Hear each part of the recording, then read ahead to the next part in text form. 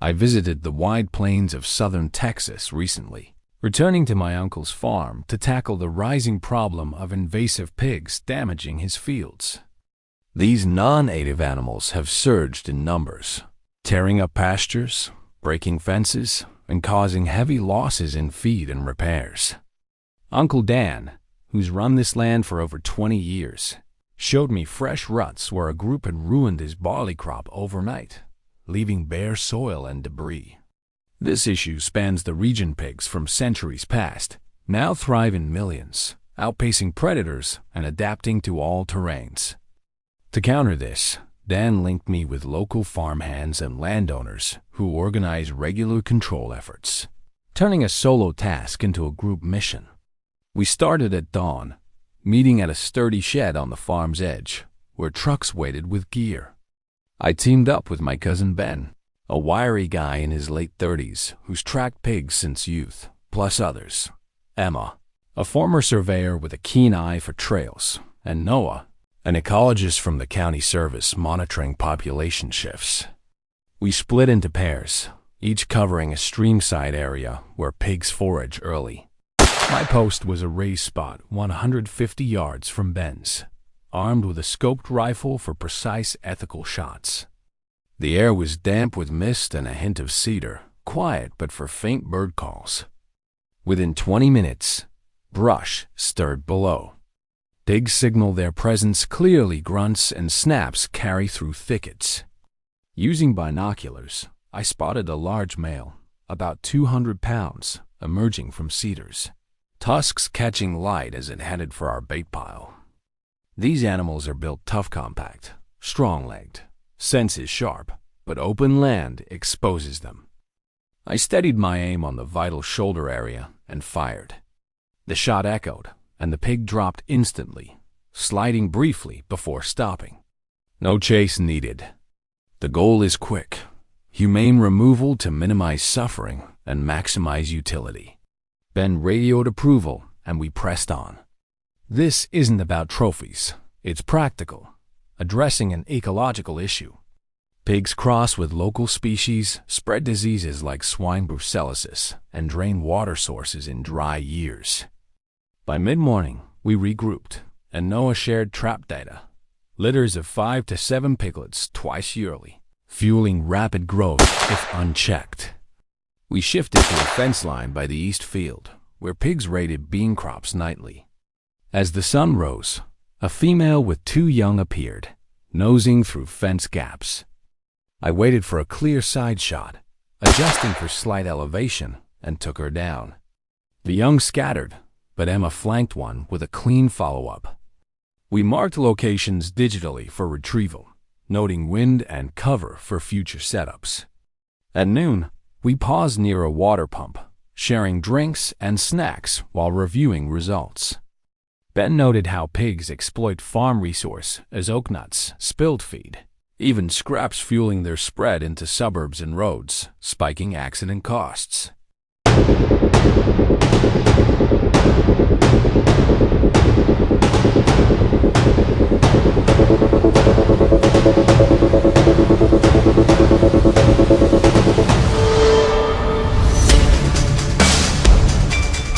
Refreshed, we moved to shallow stream crossings where pigs cool off and shed parasites. The ground was soft, marked by deep hoof prints. As expected, a scarred male wandered in during the heat, unaware of our raised blind. I aimed for a key upper body shot, effective for a quick stop while preserving meat. The rifle fired smoothly, and he fell silently, warmth rising from him.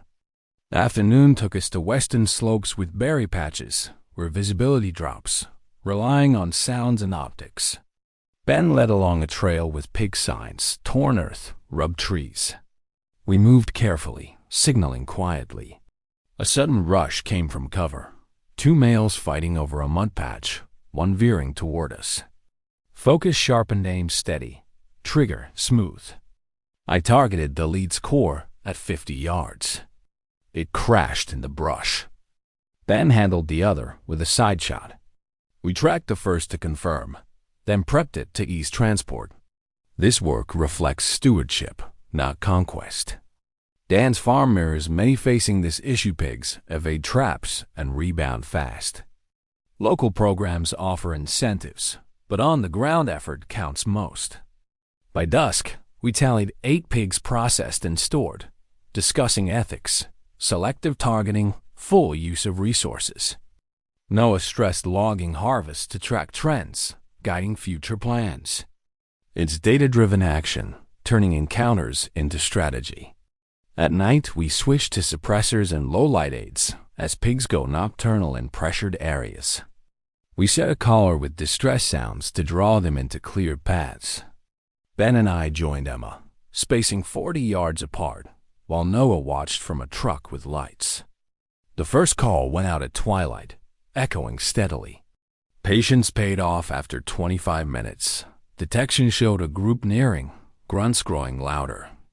A large female stepped into view at 25 yards, alert. I confirmed with a light, then aimed for vitals. She dropped fast. Others hesitated before bolting. Emma's shot caught another mid-turn. We didn't chase the rest. Balance means letting nature handle some. We processed under headlamps, logging details. Night ops show pig behavior, group dynamics, young learning from elders. It's why single methods fail without combined tactics like fencing. Around 11 p.m., we moved to a crop edge where pigs had torn rows apart. Wet ground quieted our steps along the tree line.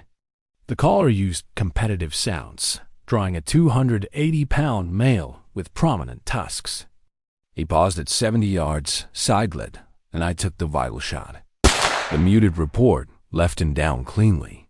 Ben followed on a young one, aiming for precision to avoid escapes. Night challenges, heat distortions, animal mix-ups were met with checks, verbal confirms, clear scans. By 1 a.m., we added 4 more, including a group spooked into our zone. One hit the fence, but Noah's light held it for a clean shot. Processing was methodical, checking for health per guidelines. Each pig stop protects farms like Dan's, where one night's damage can erase profits. Near 3 a.m., we hit a water source where pigs drink and roll. Moonlight glinted on ripples until our caller mimicked feeding grunts.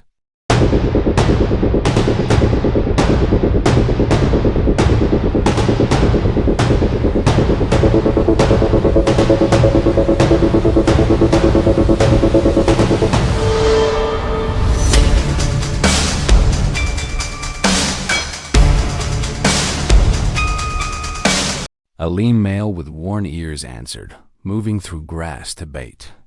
At 55 yards, I adjusted for angle, landing a long shot that stopped him cold. No pursuit? Pigs adapt fast, so we must too. We wrapped up, loading coolers in the chill. Back at the farm, Dan prepped for morning processing, turning necessity into community shares. Ben logged 13 pigs, total a solid hit to local pressure. It's gradual. Pigs recover, but steady effort with land tweaks like cover crops builds resilience. For me, it's about protecting the land's legacy from past generations to now. If you're managing invasives or curious about land care, comment below. I've got tips on audio setups or detection tools that work well. Like if this hits home, subscribe for more Texas field updates and share with farmers needing support. Stay sharp out there. The next day, we worked with a local trapper on corrals near a road where pigs seek shade. Bee setups baited with grains, capture groups safely. I helped secure panels while Ben showed the trigger system. By noon, we had 5 pigs for study, not culling, complementing our efforts.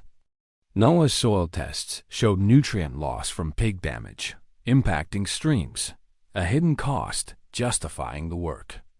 We ended with a slow stalk in a nut grove, pigs eating fallen crops. Crawling close, I targeted a lead pig at 90 yards, disrupting their group. The shot landed true. The other escaped, a choice for ethics over risk.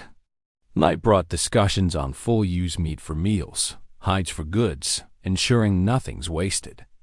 Ben shared a 2021 road incident. Pigs causing chaos, echoing frequent regional crashes. Safety's key. Visible gear, teamwork, never alone. A drone scouted later, spotting a group of 6. We flanked on foot, caller nudging them in. I took the lead at 30 yards. Others followed in disarray. Tech helps, but ground skill seals it. Final count. 20 pigs, traps adding 7. Dan noted saved crops and feed. It's teamwork, tech, and persistence holding the line.